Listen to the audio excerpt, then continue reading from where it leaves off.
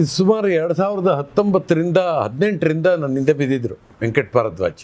ಈಗ ರಕ್ಕಿ ಅಂತ ಹೊಸದೊಂದು ಬರೆದಿದ್ದೀನಿ ಅಂತ ಹೇಳಿ ಕರೆದ್ರು.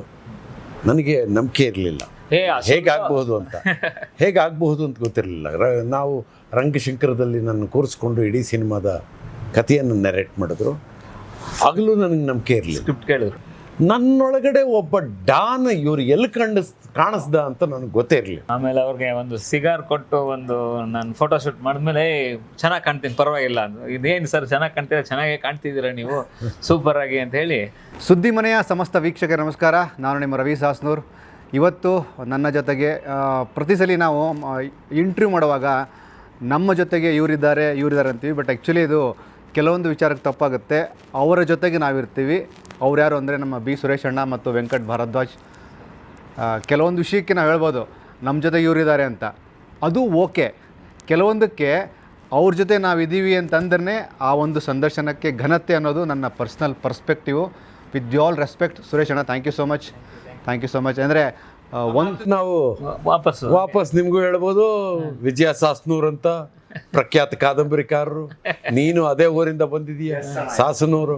ಮತ್ತಿನ್ನೇನು ರವಿ ಸಾಸ್ನೂರ್ ಅವ್ರಿಗೆ ನಾವು ಪಾದಕ್ಕೆ ನಮಸ್ಕಾರ ಮಾಡಿ ಮಾತಾಡಿ. ಅಣ್ಣ, ನಾವು ವಿಜಯಮ್ಮ ಅವ್ರ ಪಾದಕ್ಕೆ ನಮಸ್ಕಾರ,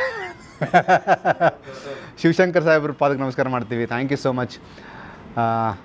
ಇಂಡಸ್ಟ್ರಿಯಲ್ಲಿ ನಿಮ್ಮ ಸುರೇಶ್ ಅಣ್ಣನ ಪರ್ಸ್ಪೆಕ್ಟಿವ್ ಆಗಲಿ ಅಥವಾ ನಿಮ್ಮ ಪರ್ಸ್ಪೆಕ್ಟಿವ್ ಆಗಲಿ, ನೀವು ನೋಡದಿರೋಂತಹ ಸಿನಿಮಾಗಳ ಜಾನರ್ಗಳಿಲ್ಲ, ನೀವು ನೋಡದೇ ಇರೋವಂತಹ ಕಲಾವಿದರಿಲ್ಲ, ನೀವು ನೋಡದೇ ಇರೋವಂತಹ ಸ್ಕ್ರೀನ್ ಪ್ಲೇಗಳಿಲ್ಲ, ಕತೆಗಳಿಲ್ಲ. ನಾನು ಇಲ್ಲಿ ಕನೆಕ್ಟ್ ಆಗೋದು ಸುರೇಶ್ ಅಣ್ಣನಿಗೆ. ಯೂಶ್ವಲಿ ಭಾಳ ಕಷ್ಟ ಸುರೇಶ್ ಅಣ್ಣಗೆ ಕತೆ ಒಪ್ಪಿಸಿ ಸಿನಿಮಾದಲ್ಲಿ ಆ್ಯಕ್ಟ್ ಮಾಡಿ ಅಂತ ಹೇಳೋದು. ಅಣ್ಣ, ರಕ್ಕಿ ಏನು ಮ್ಯಾಜಿಕ್ ಮಾಡ್ತಾಣ ನಿಮಗೆ? ಇದು ಸುಮಾರು 2019-18ರಿಂದ ನನ್ನ ಹಿಂದೆ ಬಿದ್ದಿದ್ರು ವೆಂಕಟ್ ಭಾರದ್ವಾಜ್. ಆಗ ಬೇರೆ ಇನ್ನೊಂದು ಕತೆ ಮಾಡ್ಕೊಂಬಂದಿದ್ರು. ಕರಾವಳಿಯಲ್ಲಿ ಚಿತ್ರೀಕರಣ ಆಗಬೇಕಿತ್ತು.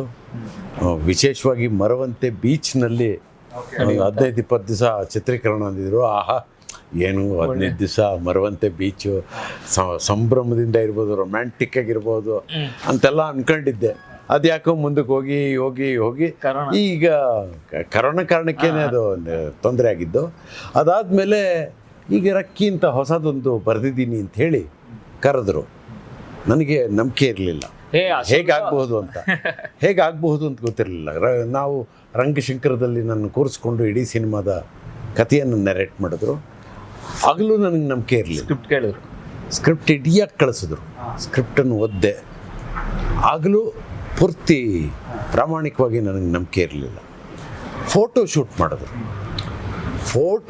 ಮಾಡಿದಾಗ ನನಗೆ ನನ್ನ ಪಾತ್ರದ ಬಗ್ಗೆ, ಏಕೆಂದರೆ ನನ್ನೊಳಗಡೆ ಒಬ್ಬ ಡಾನ್ ಇವ್ರು ಎಲ್ಲಿ ಕಾಣಿಸ್ದ ಅಂತ ನನಗೆ ಗೊತ್ತೇ ಇರಲಿಲ್ಲ. ಇವ್ರಿಗೆ ಮಾತ್ರ ಕಂಡಿರೋದು ಅದು. ನಾನು ಯಾವಾಗ ಡಾನ್ ಥರ ಬಿಹೇವ್ ಮಾಡಿದೆ, ನಾನು ಯಾವಾಗ ಇವ್ರಿಗೆ ಲಾಂಗ್ ಹಿಡ್ಕೊಂಡು ಹೋದೆ ಅಂತೆಲ್ಲ ನನಗೆ ಪ್ರಶ್ನೆ ಇತ್ತು. ನಾನು ಹೊಂದುತ್ತೀನೋ ಚಿತ್ರಕಥೆ ಹೇಗಾರು ಇರಲಿ, ಮೊದಲು ನಾನು ಅದಕ್ಕೆ ಹೊಂದ್ಕೊಳ್ಳೋಕ್ಕೆ ಸಾಧ್ಯ ಇಲ್ವೇನೋ ಅಂತ ಅನುಮಾನದಲ್ಲೇ ಇದ್ದೆ. ಒಂದು ಫೋಟೋ ಶೂಟ್ ಅಂತ ಮಾಡಿದ್ರು. ಆ ಫೋಟೋ ಶೂಟ್ ಮಾಡಿದ್ಮೇಲೆ ಆ ಪಾತ್ರದ ಡ್ರೆಸ್ಸು, ಅದಕ್ಕೆ ಬೇಕಾದ ಪರಿಕರಗಳು ಇವೆಲ್ಲ ಆ್ಯಡ್ ಆದಮೇಲೆ ಎಸ್, ಇದು ನಾನು ನಿಭಾಯಿಸಬಹುದಾದ ಪಾತ್ರ ಅಂತ ಅನ್ನಿಸ್ತು. ಆಮೇಲೆ ಮಾಡಕ್ಕೆ ಒಪ್ಕೊಂಡು. ಅಂದರೆ ನಿಮ್ಮ ಪಾಯಿಂಟ್ ಆಫ್ ವ್ಯೂ ರಕ್ಕಿಗಾಗಿ ವೆಂಕಟ್ ಅವರು ಸರಿಯಾಗಿ ರೆಕ್ಕಿ ಮಾಡಿದ್ದಾರೆ ಅಂತ ಗೊತ್ತಾಯ್ತು. Correct sir. ಹೌದು ಸರ್, ಆ್ಯಕ್ಚುಲಾಗಿ ಬಿ ಸುರೇಶ್ ಸರ್ ಅಷ್ಟು ಸುಲಭ ಒಪ್ಪೋದಿಲ್ಲ. ನೀವು ಹೇಳಿ ಅಬ್ಸರ್ವ್ ಅವರು ಹಾಗೇನೆ. ಯಾಕಂದರೆ ಅಂಟಿಲ್ ನಾನು ಹೋಗಿ ಕಂಟೆಂಟ್ ಪ್ರೆಸೆಂಟ್ ಮಾಡಿ ಆಮೇಲೆ ಬೌಂಡೆಡ್ ಸ್ಕ್ರಿಪ್ಟ್ ಕೊಟ್ಟು ಆಮೇಲೆ ಅವ್ರಿಗೆ ಒಂದು ಸಿಗಾರ್ ಕೊಟ್ಟು ಒಂದು ನಾನು ಫೋಟೋ ಶೂಟ್ ಮಾಡಿದ್ಮೇಲೆ ಚೆನ್ನಾಗಿ ಕಾಣ್ತೀನಿ ಪರವಾಗಿಲ್ಲ ಅಂದರು. ಇದೇನು ಸರ್ ಚೆನ್ನಾಗಿ ಕಾಣ್ತೀರಾ, ಚೆನ್ನಾಗೇ ಕಾಣ್ತಿದ್ದೀರಾ ನೀವು, ಸೂಪರ್ ಆಗಿ ಅಂತ ಹೇಳಿ. ಅದು ನಾನು ಬರೀಬೇಕಾದ್ರೆ ಐ ವಾಸ್ ವೆರಿ ಕಾನ್ಫಿಡೆಂಟ್, ಈ ಕ್ಯಾರೆಕ್ಟ್ರು ಇವ್ರು ಮಾಡಿದ್ರೇ ಅದಕ್ಕೊಂದು ಘನತೆ ಮತ್ತು ಒಂದು ತೂಕ ಇರುತ್ತೆ ಅಂತ ನಾನು ಫಿಕ್ಸ್ ಆಗಿದ್ದೆ. ಅವರು ಒಪ್ಕೊಂಡಿದ್ದು ನಮ್ಗೆ ಖುಷಿ ಆಯ್ತು ಅಷ್ಟೇ. ಮೇಲಾಗಿ ವಯಸ್ಸಾಗದ ಹೀರೋಗಳ ಬಗ್ಗೆ ತುಂಬ ಮಾತಾಡ್ತೀವಿ, ವಯಸ್ಸಾಗದ ಹೀರೋಯಿನ್ಗಳ ಬಗ್ಗೆ ತುಂಬ ಮಾತಾಡ್ತೀವಿ. ಬಟ್ ಎಂದೂ ವಯಸ್ಸಾಗದ ರೈಟ್ರ್ಗಳ ಬಗ್ಗೆ ಮಾತಾಡೋದಿಲ್ಲ. ಆ ರೈಟ್ರ್ ಸಾಲಲ್ಲಿ ನಮ್ಮ ಸುರೇಶ್ ಅಣ್ಣ ಇದ್ದಾರೆ. ಎಂದೂ ವಯಸ್ಸಾಗದ ತುಂಬ ಜಾಸ್ತಿ ಹೇಳ್ತೀವಿ. ಆಬ್ಸಲ್ಯೂಟ್ಲಿ ಅಣ್ಣ, ಆಬ್ಸಲ್ಯೂಟ್ಲಿ. ಅಂದರೆ ನಿಮ್ಮ ಜೊತೆ ಪ್ರತಿ ಸರಿಯ ಒಂದು ಮಾತುಕತೆ ಸಂವಹನ ಆದಾಗ ಆ್ಯಸ್ ಅ ರೈಟ್ರ್ ಆಗಿ ನಾನು ತುಂಬ ನಿಮ್ಮಲ್ಲಿ ಒಂದು ಹೊಸ ಥರದ ವೈಬ್ರೇಷನ್ನ ಕಾಣ್ತೀನಿ. ನೀವು ಬಳಸುವಂತಹ ಪದಗಳು, ಕಲಾವಿದರಿಗೆ ಕೊಡುವಂತಹ ಪಾಸ್ಗಳು, ಅದನ್ನು ರವಿ ಸರ್ ಗರಡಿಯಲ್ಲೇ ನಿಮ್ಮ ಕೆಲಸದವನ್ನು ನಾವೆಲ್ಲರೂ ಆವರಿಸಿದ್ವಿ ಸರ್. ಇಲ್ಲಿ ಸುರೇಶ್ ಅಣ್ಣನೇ ಆ್ಯಸ್ ಅ ಆ್ಯಕ್ಟ್ರ್ ಆಗಿ ಅನ್ನೋದಕ್ಕಿಂತ ಆ್ಯಸ್ ಅ ರೈಟರ್ ಆಗಿ ನೀವು ಹೇಗೆ ಕರೆಕ್ಟ್ ಮಾಡ್ಕೊಂಡ್ರಿ ಸಿನಿಮಾದಲ್ಲಿ ಅಂತ? ಅವರು ಸುಮಾರು ಕೆಲವೆಲ್ಲ ಕರೆಕ್ಷನ್ಸ್ ಮಾಡಿದ್ರು. ನಂದು ಸ್ಕ್ರಿಪ್ಟು ಹಿಂಗೆ ಮಾಡ್ಕೋ, ಕೆಲವು ಡೈಲಾಗ್ಸ್ನ ಈ ಥರ ತಗೋ, ಆ ಥರ ಕೆಲವೆಲ್ಲ ತುಂಬ ಇನ್ಪುಟ್ಸ್ ಕೊಟ್ಟರು. Obviously it's A very valuable inputs ಅವೆಲ್ಲ. ಯಾಕಂದರೆ ಅವ್ರಿಗೆ ಅನುಭವ ಇರೋದು ನಾವಿನ್ನ ಏನೇನು ಇಲ್ಲ ನಮ್ಮದು. ಅವರು ಅಷ್ಟು ಜನ ನೋಡಿದ್ದಾರೆ, ಅವರು ಅಷ್ಟು ತಿಳ್ಕೊಂಡಿದ್ದಾರೆ, ಒಂದು ಸಿನಿಮಾ ಡ್ರಾಮಾಯಿಂದ ಸಿನಿಮಾ ಫುಲ್ ನೋಡಿದ್ದಾರೆ. ಸೊ ಹಾಗಾಗಿ ಅವರು ಲಾಟ್ ಆಫ್ ಇನ್ಪುಟ್ಸ್ ಕೊಟ್ಟರು. ನಮ್ಮ ಈವನ್ ಕೆಲವು ಸಲ ಕ್ಯಾಮ್ರಾ ಇಟ್ಟಾಗ ಇದಕ್ಕೆ ಈಗ ಒಂದು ಲೆನ್ಸ್ ಹಾಕ್ಬೋದಲ್ಲ, ಅದೆಲ್ಲ ವ್ಯಾಲ್ಯೂ ಅಡಿಷನ್ ಸಿನಿಮಾಗೆ. ಸಿನಿಮಾ ಡೈರೆಕ್ಟರ್ದೇ ಎಲ್ಲ ಇರಲ್ಲ, ಕೆಲವು ಸಲ ಇನ್ಪುಟ್ಸ್ ಇರುತ್ತೆ ಕೆಲವೆಲ್ಲ, ಅದನ್ನು ನಾವು ಚೆನ್ನಾಗಿ ಸ್ವೀಕರಿಸಿದ್ವಿ. ಅವರು ಸೂಪರಾಗಿ ಕೊಟ್ಟರು. ಮೇಲಾಗಿ ಬ್ಯಾಕ್ ಟು ಬ್ಯಾಕ್ ಸಿನಿಮಾಗಳನ್ನು ಮಾಡಿಕೊಂಡು ಇಂಡಸ್ಟ್ರಿಯಲ್ಲಿ ತಮ್ಮದೇ ಆದಂತಹ ಒಂದು ಗಟ್ಟಿ ಅಸ್ತಿತ್ವನ ಉಳಿಸ್ಕೊಂಡವರಲ್ಲಿ ವೆಂಕಟ್ ಭಾರದ್ವಾಜ್ ಕೂಡ ಒಬ್ಬರು, if I am not wrong. Because ನಾನು ನಿಮ್ಮನ್ನು ಫಾಲೋ ಮಾಡ್ತಿದ್ದಿದ್ದು ಕೆಂಪಿರುವೆ ಸಿನಿಮಾದಿಂದನೂ ಇಲ್ಲಿ ತನಕ ಬ್ಯಾಕ್ ಟು ಬ್ಯಾಕ್ ಸಿನಿಮಾಗಳನ್ನು ಮಾಡ್ತೀರಿ. You are not worrying about your budget in terms of commercial ಎಲ್ಲವನ್ನು ಹೊರತುಪಡಿಸಿ ತುಂಬ ಆ್ಯಕ್ಟಿವ್ ಆಗಿದ್ದಾರೆ ಅವರು. ಇದಕ್ಕೆ ನೀವು ಹೇಗೆ ಕನೆಕ್ಟ್ ಆಗ್ತೀರಿ? ಅದು ಪ್ರಯತ್ನ ಅಷ್ಟೇ, ಪ್ರತಿಯೊಬ್ಬರೂ ಮಾಡುವುದು ಪ್ರಯತ್ನವೇ.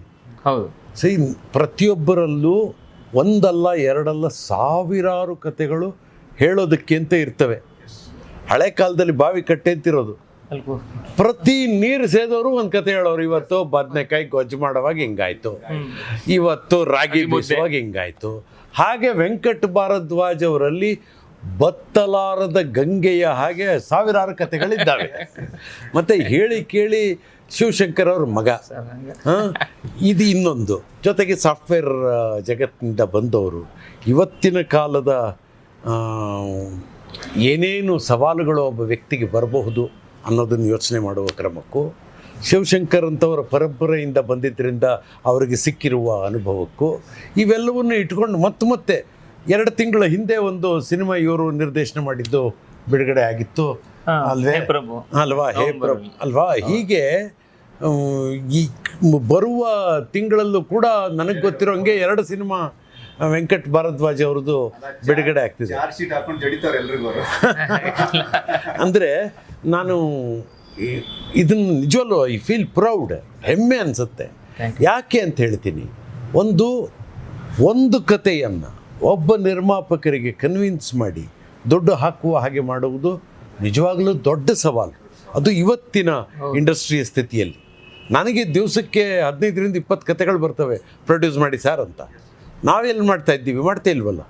ಆದರೆ ಇವರು ಪ್ರೊಡ್ಯೂಸರ್ನ ಕನ್ವಿನ್ಸ್ ಮಾಡಿ ಸಿನಿಮಾ ಮಾಡಿ ಮತ್ತು ಅದರ ಮಾರ್ಕೆಟಿಂಗಿಗೂ ಜೊತೆಯಲ್ಲಿ ನಿಂತು ಆ ಸಿನಿಮಾದಿಂದ ಏನು ಹಣ ಬರಬಹುದೋ ಆ ಹಣ ಆ ನಿರ್ಮಾಪಕರಿಗೆ ತಲುಪುವುದಕ್ಕೆ ಬೇಕಾದ ಎಲ್ಲ ಪ್ರಯತ್ನ ಮಾಡ್ತಾರೆ. ಅದಕ್ಕೆ ಒಂದು ಸೆಕ್ಯೂರಿಟಿಯನ್ನು, ಒಂದು ಭದ್ರತೆಯನ್ನು ಪ್ರತಿ ಸಿನಿಮಾಗೆ ಸೃಷ್ಟಿ ಮಾಡ್ತಾರಲ್ಲ, ಅದಕ್ಕೆ ಹೆಮ್ಮೆ ಪಡ್ತೀನಿ ಮತ್ತು ಹೊಟ್ಟೆ ಹೊರ್ಕತ್ತೀನಿ. ಇಷ್ಟೊಂದು ಸಿನಿಮಾ ಮಾಡ್ತಾರಲ್ಲ, ನಾನು ಒಂದು ಮಾಡೋಕ್ಕಾಗ್ತಿಲ್ವ ಅಂತ ಅಂದರೆ ನಾನು ಹೊಟ್ಟೆ ಹೊರಿ ಅನ್ನೋದು ತಮಾಷೆಗೆ ಹೇಳ್ತಾ ಇದ್ದೀನಿ. ನಿಜವಾಗ್ಲೂ ಮೆಚ್ಕೊಳ್ಬೇಕಾದಂತಹ ವಿಷಯ. ಎಷ್ಟು ಜನಕ್ಕೆ ಇದು ಸಾಧ್ಯ ಹೇಳಿ? ಜೊತೆಗೆ ಈಗೇನು ರಕ್ಕಿ ಅಂತ ಒಂದು ಮಾಡಿದ್ದೀವಿ. ನಮಗಿರೋದು ಒಂದೇ ಆಸೆ, ಅತ್ಯಂತ ಪ್ರಾಮಾಣಿಕವಾಗಿ ಕೆಲಸ ಮಾಡಿದ್ದೀವಿ, ಕಷ್ಟಪಟ್ಟು ಕೆಲಸ ಮಾಡಿದ್ದೀವಿ, ಹಗಲು ರಾತ್ರಿ ಅಂತ ಯೋಚನೆ ಮಾಡದೆ ಕೆಲಸ ಮಾಡಿದ್ದೀವಿ. ಆ ಧೂಳು, ಆ ಹೊಗೆ, ಅದರಲ್ಲೆಲ್ಲ ಕೆಲಸ ಮಾಡಿದ್ದೀವಿ. ಇಂಥದ್ದೊಂದು ಕೆಲಸನ ನೋಡುಗರು ಕೂಡ ಇದು ತಮ್ಮದು ಅಂದ್ಕೊಂಡು ಇದಕ್ಕೆ ಬೆಂಬಲಿಸಲಿ ಅಂತ ನಿಮ್ಮ ಮೂಲಕ ನೋಡುಗ ಪ್ರಭುಗಳನ್ನು ಕೇಳ್ತಾ ಇದ್ದೀವಿ. ಅನ್ನದಾತರು ದಯಮಾಡಿ ಈ ತಂಡಕ್ಕೂ ನಿರಂತರವಾಗಿ ಅನ್ನ ಒದಗಿಸುವ ಸಹಾಯವನ್ನು ಮಾಡಿ. ಆ ಮೂಲಕ ನಾವು ಮತ್ತಷ್ಟು ನಿಮಗೆ ಸಂತೋಷ ಆಗುವಂತಹ ಕಥೆಗಳನ್ನು ಹೇಳುವ ಅವಕಾಶ ಮಾಡಿಕೊಡಿ ಅಂತ ಅನ್ನದಾತರಿಗೆ ಕೇಳುವುದು.